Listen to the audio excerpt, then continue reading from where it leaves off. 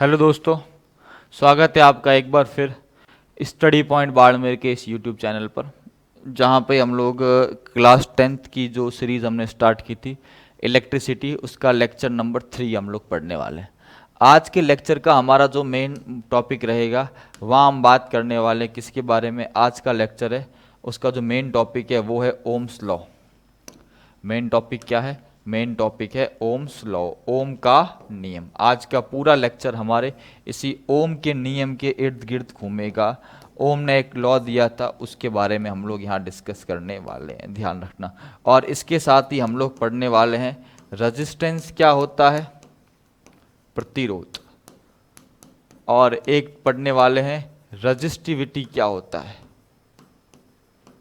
Resistivity, जिसको हम कहते हैं हिंदी में प्रतिरोधकता। तो हम ये दोनों चीज़ें इस चैप्टर में हम लोग क्या करने वाले हैं, डिस्कस करने वाले हैं। कंप्लीट इस लेक्चर में हमारा ये डिस्कशन का पॉइंट रहेगा, ध्यान रखना। तो शुरू करते हैं, हम आगे बात करते हैं, ठीक है। तो हम बात करते हैं अपने क्लास के बारे में। तो सबसे पहला हमारा ओम का नियम, एक साइंटिस्ट है जॉर्ज साइमन ओम, जिसको हम ओम के नाम से जानते हैं। इन्होंने एक नियम दिया जिसको हम लोग ओम का नियम कहते हैं। उस नियम को हम लोग क्या कहते हैं? उस नियम को हम लोग ओम का नियम कहते हैं, और ये बहुत इंपॉर्टेंट नियम है, ध्यान रखना। तो इसके बारे में हम लोग आज डिस्कस करने वाले हैं, अभी हम लोग अच्छे से इसके बारे में डिस्कस करने वाले हैं। तो क्या नियम है? ओम्स लॉ है, जिसके बारे में अभी हम बात करने वाले हैं, ठीक है। तो शुरुआत करते हैं इसके बारे में। Ohm's law gives relation between two electric quantities. दो इलेक्ट्रिकल राशियां जो हमने पढ़ी थी, एक है वोल्टेज और एक है करंट, पोटेंशियल डिफरेंस और करंट। दो इलेक्ट्रिकल राशियां कौन सी है, भौतिक राशियां कौन सी है? एक तो ध्यान रखना, एक तो है पोटेंशियल डिफरेंस, एक क्या है, एक है पोटेंशियल डिफरेंस, जिसको क्या कहते हैं, विभवांतर। और दूसरा क्या है, करंट है, आई, जिसको कहते हैं इलेक्ट्रिक करंट, विद्युत धारा। इसके बीच में एक रिलेशन दिया है, किसने दिया है? ओम ने दिया है। उसी को हम लोग ओम्स लॉ के नाम से जानते हैं। किस लॉ के नाम से जानते हैं? ओम्स लॉ के नाम से जानते हैं। पहले यहाँ देखता हूँ, फिर मैं अलग से वापस इसको एक बार और देख लेंगे। एक बार जो हमारी पीपीटी बनी है उसमें देख लेते हैं। जैसे ये बैटरी है, बैटरी के साथ बल्ब है। जैसे ही स्विच ऑन करूँगा करंट फ्लो करेगा और बल्ब क्या होगा, जलेगा। ध्यान रखना, यहाँ देखो बल्ब क्या हो रहा है, जल रहा है। जैसे ही स्विच ऑन किया करंट फ्लो करेगा, बल्ब क्या करेगा, ग्लो करेगा। अब मैं क्या कर रहा हूँ, एक की जगह मैंने 2 बैटरी लगा दी, 3 बैटरी लगा दी, या 4 लगा देता हूँ। जितनी ज़्यादा बैटरी लगाऊंगा बल्ब है ना, उतना ज़्यादा क्या कर रहा है, ग्लो कर रहा है। मतलब जितना ज़्यादा वोल्टेज है, करंट उतना ज़्यादा क्या कर रहा है, फ्लो कर रहा है।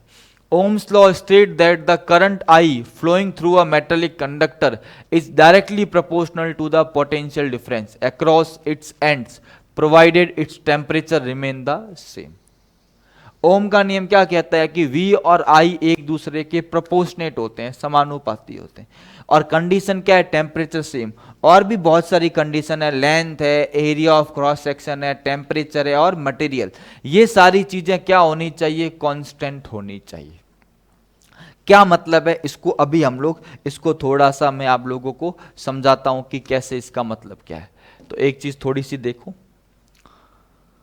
क्या कहता है ओम्स लॉ। ओम्स लॉ कहता है कि अगर हमारा कोई कंडक्टर है, हमारे पास क्या है, कोई कंडक्टर है, उस कंडक्टर में क्या है, करंट फ्लो कर रही है। कंडक्टर का रेजिस्टेंस ले लिया मैंने, जैसे ये आर रेजिस्टेंस, या कोई बल्ब है, ये मैंने क्या ले लिया, एक बल्ब ले लिया।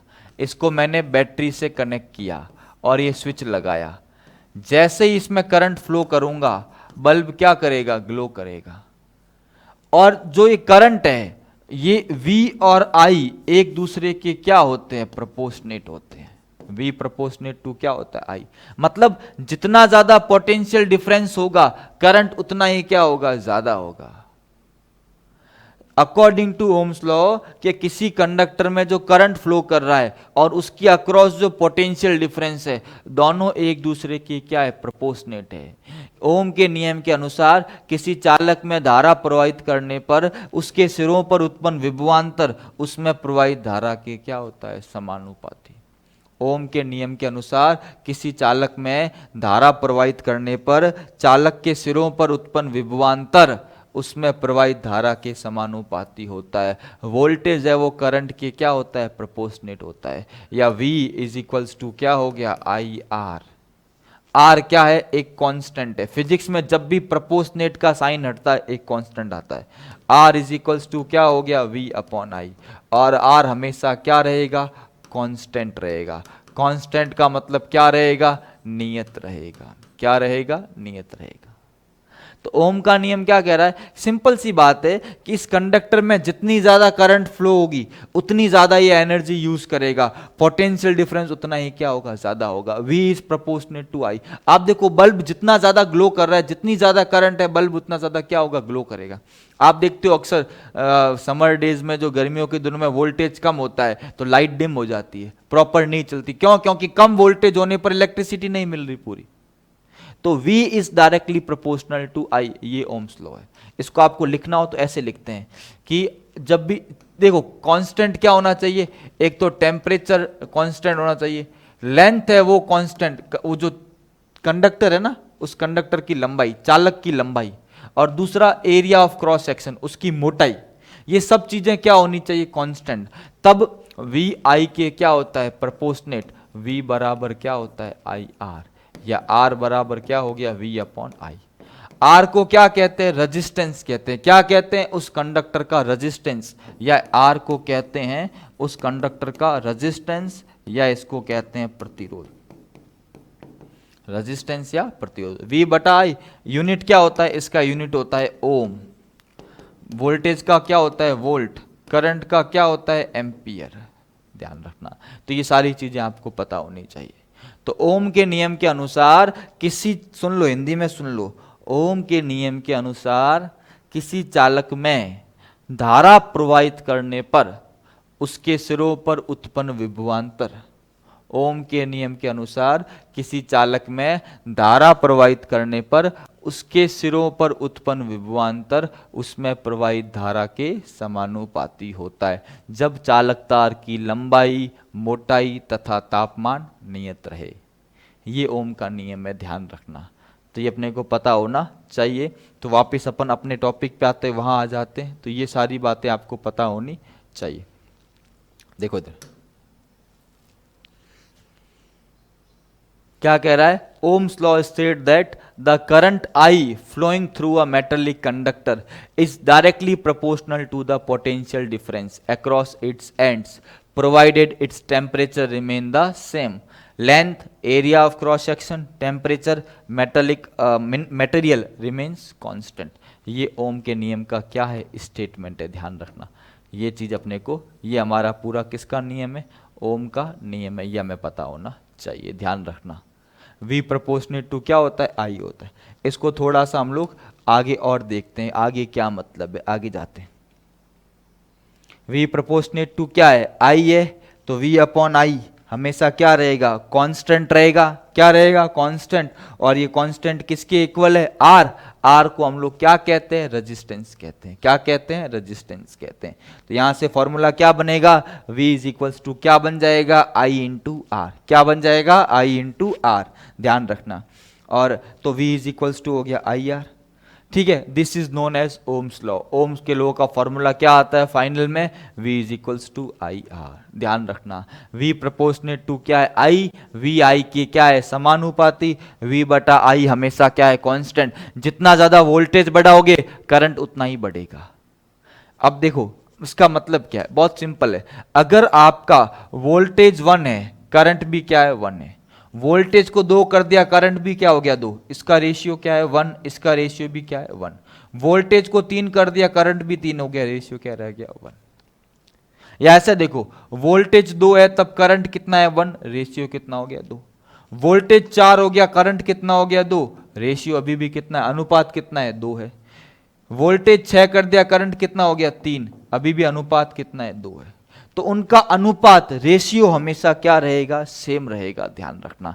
इसी को क्या कहते हैं, ओम्स लॉ कहते हैं, ध्यान रखना कि हमेशा प्रतिरोध क्या रहेगा, रेजिस्टेंस क्या रहेगा, समान रहेगा। कंडीशन क्या है, length, area of cross section, temperature, material, ये सारी चीजें क्या होनी चाहिए, फिक्स होनी चाहिए। ये अपने को क्या करना है, ध्यान रखना है, ये हमारा ओम्स लॉ है। स्क्रीनशॉट भी अगर आप लेना चाहो तो इस चीज़ को अच्छे से देख सकते हो, ध्यान रखना है, स्क्रीनशॉट भी आप ले सकते हो। देखो आगे बात करते हैं, रेजिस्टेंस होता क्या है।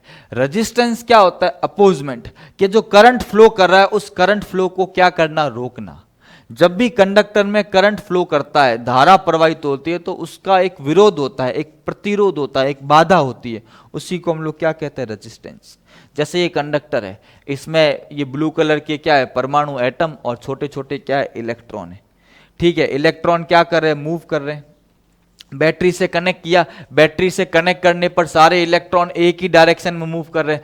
पहले ये अनिश्चित तरह से रैंडमली मूव कर रहे थे, अभी ये एक ही दिशा में क्या कर रहे हैं, गति कर रहे हैं। सारे के सारे देखो ये एक ही दिशा में क्या कर रहे हैं, गति कर रहे हैं। पहले ये अनियमित रूप से गति कर रहे थे, अब ये गति कर रहे हैं। When atoms are more resistance is more, जितने ज्यादा एटम होंगे रेजिस्टेंस उतना ही क्या होगा, ज्यादा होगा। When atom is less, resistance ज्यादा होगा तो करंट भी क्या होगी, कम होगी। रेजिस्टेंस जब ज्यादा होगा तो करंट क्या होगी, कम होगी। और when atoms are less, resistance क्या होगा, कम होगा। रेजिस्टेंस कम होगा तो ध्यान रखना यहां पर करंट भी क्या होगी, ज्यादा होगी। ध्यान रखना, करंट क्या हो जाएगी, ज्यादा हो जाएगी। तो रेजिस्टेंस जितना ज्यादा होगा करंट कम होगी, रेजिस्टेंस कम होगा करंट क्या होगी, ज्यादा होगी। ध्यान रखना। तो रेजिस्टेंस क्या होता है, the property of the conductor due to which it oppose flow of current is called resistance. Simple सी बात ध्यान रखनी है कि चालक का वह गुण जिसके कारण वह धारा प्रवाह का विरोध करता है। चालक का वह गुण जिसके कारण वह धारा प्रवाह का विरोध करता है, धारा प्रवाह का विरोध करता है, जिसके कारण वह धारा प्रवाह का विरोध करता है, क्या कहलाता है, प्रतिरोध कहलाता है। It is the property of a conductor due to which it oppose flow of current is called resistance. इसको हम लोग क्या कहते हैं, रेजिस्टेंस। रेजिस्टेंस के कारण ही धारा प्रवाह का क्या होता है, विरोध होता है। हिंदी में भी मैंने लिख लिया, आप लोग नोट कर सकते हैं। ठीक है, आगे बात करें, आगे देखते हैं। ठीक है, अब ध्यान रखना कि जब भी बात करें इसका ऐसा यूनिट क्या होता है, ओम होता है। इसका अंतरराष्ट्रीय मात्रक क्या होता है, ओम होता है। ओम का सिंबल पीछे बना हुआ है, ये ओम का सिंबल है, ध्यान रखना ये वाला। आगे बात करते हैं। आर बराबर क्या होता है, वी बटा आई। ओम बराबर क्या हो गया, वोल्ट अपॉन एम्पियर। ओम बराबर क्या हो गया, वोल्ट अपॉन एम्पियर। इसका मतलब 1 ओम इज इक्वल्स टू क्या हो गया, 1 वोल्ट अपॉन 1 एम्पियर। अभी परिभाषा किसकी होगी, 1 ओम की। If potential difference across two ends of a conductor is 1 volt and the current through it is 1 ampere, then the resistance of conductor is 1 volt. किसी चालक में 1 वोल्ट का विभवांतर आरोपित करने पर उसमें 1 एम्पियर की धारा प्रवाहित हो तो उसका प्रतिरोध 1 ओम होगा। किसी चालक के सिरों पर 1 वोल्ट का विभवांतर आरोपित करने पर उसमें 1 एम्पियर की धारा प्रवाहित की जाए तो उसका प्रतिरोध कितना होगा, 1 ओम। किसी चालक के सिरों पर, ध्यान रखना, 1 वोल्ट, किसी चालक के सिरों पर 1 वोल्ट का विभवांतर आरोपित करने पर अगर उसमें 1 एम्पियर की धारा प्रवाहित होती है तो उसका प्रतिरोध कितना होगा, 1 ओम। If potential difference across two ends of a conductor is 1 volt and the current through it is 1 ampere, then the resistance of conductor is 1 ohm. ध्यान रखना, सिंपल सी बात ध्यान रखनी है। अपने को क्या ध्यान रखना है, 1 ohm is equals to 1 volt upon 1 ampere. Simple सी डेफिनेशन अपने को क्या करनी है, ध्यान रखनी है, पता होना चाहिए। यहाँ तक एक बार नोट भी कर लो या स्क्रीनशॉट ले लो, फिर हम आगे बात करते हैं इसमें और आगे चर्चा करते हैं। नेक्स्ट आगे देखते हैं। ठीक है, आगे देखते हैं। फैक्टर अफेक्टिंग रेजिस्टेंस, प्रतिरोध को प्रभावित करने वाले कारक। क्या लिखेंगे, प्रतिरोध को प्रभावित करने वाले कारक। प्रतिरोध को प्रभावित करने वाले कारक कौन कौन से फैक्टर हैं जो प्रतिरोध को क्या करते हैं, प्रभावित करते हैं। इसको प्रभावित करने वाले कारक, फैक्टर अफेक्टिंग रेजिस्टेंस, बात करते हैं इसके बारे में। तो कौन कौन से? Length, area of cross section, material, temperature. Length का मतलब चालक तार की लंबाई, चालक तार की लंबाई। एरिया ऑफ क्रॉस सेक्शन, ये चालक तार है, ये इसकी लंबाई। एरिया ऑफ क्रॉस सेक्शन का मतलब होता है इसकी मोटाई। क्या होता है? इसकी मोटाई। क्या होता है? मोटाई। तीसरा क्या है? मटेरियल, मतलब पदार्थ, किस पदार्थ का वो बना है उसकी बात हो रही। और चौथा तापमान। तो 4 फैक्टर उसको प्रभावित करते हैं, ध्यान रखना। कितने फैक्टर? 4। लंबाई, दूसरा एरिया ऑफ क्रॉस सेक्शन, तीसरा मटेरियल, चौथा टेम्परेचर। इन दोनों की बात करें तो प्रतिरोध लंबाई के क्या होता है? प्रोपोर्शनेट, समानुपाती। जितनी ज्यादा लंबाई होगी रेजिस्टेंस उतना ही क्या होगा? ज्यादा होगा। और एरिया ऑफ क्रॉस सेक्शन जो मोटाई है उसके क्या होता है? व्युत्क्रमानुपाती। मतलब जितना मोटा तार होगा करंट उतना आसानी से फ्लो करेगा, रेजिस्टेंस क्या होगा? कम होगा। जितना पतला तार होगा रेजिस्टेंस ज्यादा होगा। आपने देखा होगा घर में बड़े डिवाइस जो होते हैं ना, एसी वेसी, वहां पर मोटे तार यूज करते हैं और नॉर्मली हम पतले तार यूज करते हैं, क्योंकि मोटे तार होने पर रेजिस्टेंस ऑटोमेटिक क्या हो जाएगा? कम हो जाएगा। तो R proportionate to L, L के समानुपाती होता है। R inversely proportionate to A के क्या होता है? व्युत्क्रमानुपाती। कंबाइंड करके लिखेंगे तो क्या आएगा? एल अपॉन ए। यहां से एक नया वर्ड आएगा, उसको कहते हैं रो। रो क्या होता है? रो होता है रजिस्टिविटी। ये जो है ना, ये इसको कहते हैं रो, इसको कहते हैं रजिस्टिविटी, या इसी को कहते हैं प्रतिरोधकता। इसको क्या कहते हैं? रजिस्टिविटी, या इसी को हम क्या कहते हैं? प्रतिरोधकता कहते हैं। ध्यान रखना। अब क्या मतलब है रेजिस्टेंस और रेजिस्टिविटी में क्या डिफरेंस है, हम बात करेंगे। तो ये अपने को पता होना चाहिए। एल के प्रोपोर्शनेट होता है, ए के इनवर्सली प्रोपोर्शनेट होता है, R proportionate to L upon A, R is equals to rho L upon A. ध्यान रखना। अभी मैं इसको पूरा अभी हम वापस कर लेंगे। एक बार स्क्रीनशॉट लेना हो तो भले आप लोग ले लो, फिर मैं आगे इसको और अच्छे से बता देता हूं। ठीक है, देखो आगे। तो अब एक एक करके बात करते हैं, अपने पीपीटी पे आते हैं। आर प्रोपोर्शनेट टू क्या है? एल है। जितनी ज्यादा लेंथ होगी रेजिस्टेंस क्या होगा? ज्यादा होगा। इनवर्सली प्रोपोर्शनेट टू क्या? ए है। इसको ऐसे देखो, एग्जांपल दिया है कि अगर आपका गेट छोटा है तो क्या होगा? वहां पर जाने में प्रॉब्लम होगी। गेट बड़ा होगा तो आसानी से जा सकते। सिंपल, या लाइन भी लिखी हुई है, if the door is wider more people can enter, resistance is less. मतलब बड़ा गेट होगा, ज्यादा लोग जा सकते हैं, प्रतिरोध क्या? कम होगा। If the board is wire is thicker more electrons can flow as resistance is less. तो वही वाली बात है। तो आर इनवर्सली प्रोपोर्शनेट टू क्या हो गया? ए। दोनों को कंबाइंड किया, क्या आ गया? एल अपॉन ए बराबर क्या आ गया? रो। रो को हम क्या कहते हैं? रेजिस्टिविटी। क्या यूनिट होगा इसका? इसका यूनिट क्या? देखो, रो बराबर क्या होगा? आर ए अपॉन एल होगा। देखो मैं आपको बता देता हूं। देखो देखो आर बराबर क्या आ गया? आर बराबर आ गया रो एल अपॉन ए। तो रो बराबर क्या होगा? R A upon L. प्रतिरोध का यूनिट क्या होता है? ओम। एरिया क्षेत्रफल का क्या होता है? Metre square. और लेंथ का क्या होता है? मीटर। मीटर से मीटर कैंसिल, यूनिट क्या आएगा? ओम मीटर।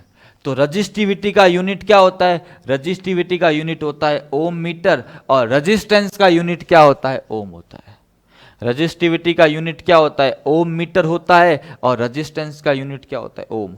प्रतिरोध का मात्रक होता है ओम, प्रतिरोधकता का मात्रक होता है ओम मीटर। ध्यान रखना है। इसको भी आप लोग एक बार स्क्रीनशॉट ले लें साइड में, वापिस अभी मैं अपने पीपीटी में दिखा देता हूं।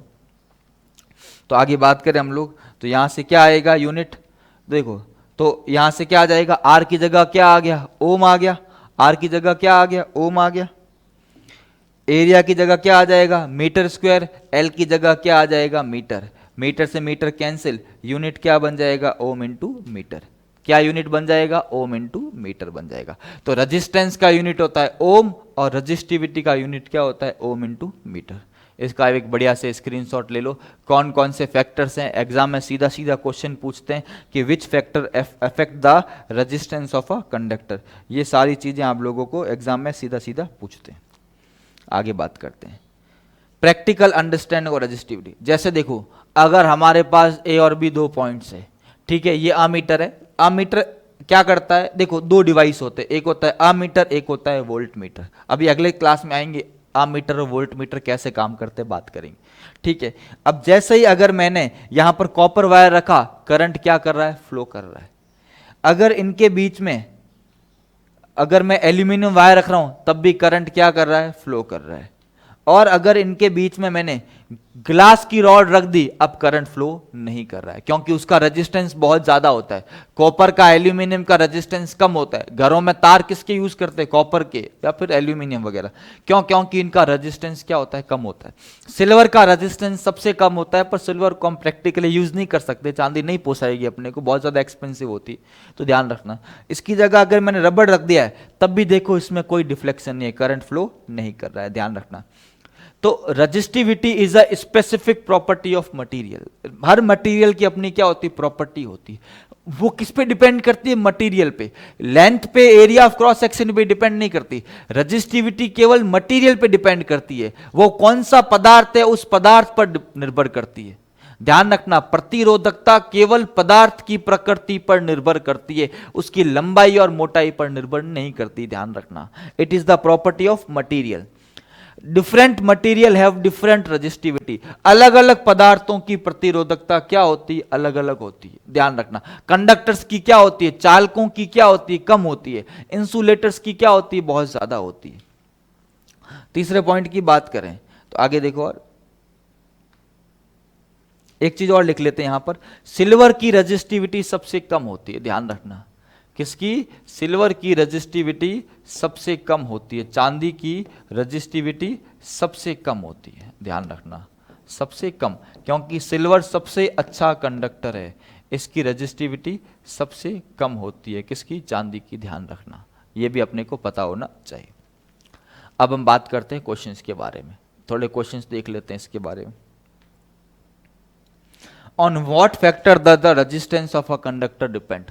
चालक का प्रतिरोध किन किन घटकों पर निर्भर करता है, तो लेंथ पे, area of cross section, material और टेम्परेचर, चारों पे डिपेंड करता है। अभी हमने चर्चा की थी, कोई बात नहीं। How does the resistivity of wire change, length को ट्रिपल करने पर और डायामीटर को ट्रिपल करने पर। अब देखो आपको पता है, देखो इधर यहां पर इस चीज को समझो, आर प्रोपोर्शनेट टू क्या है, एल है। आर प्रोपोर्शनेट टू क्या है, एल है। तो लेंथ अगर 3L हो जाएगी तो रेजिस्टेंस भी तो क्या हो जाएगा, 3R हो जाएगा, ट्रिपल हो जाएगा। और are inversely proportional to A.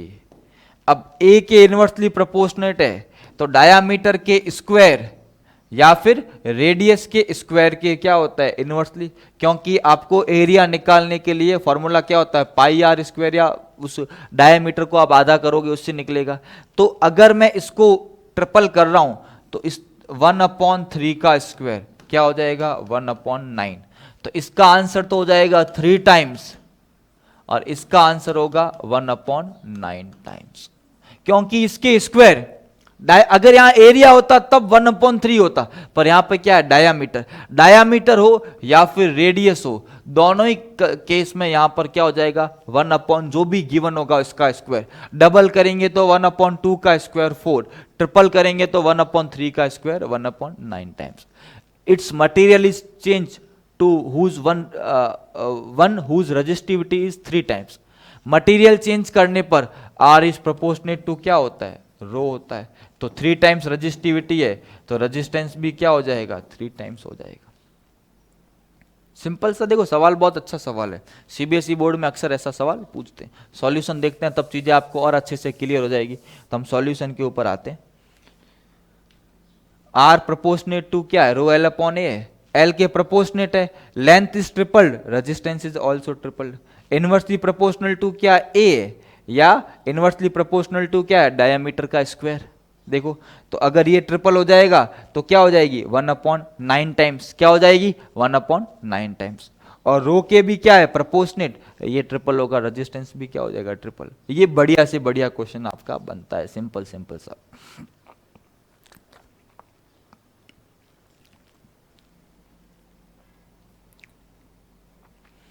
When current flow more easily through a thick wire or a thin wire of the same material when connected to same source. किसमें ज्यादा होगा?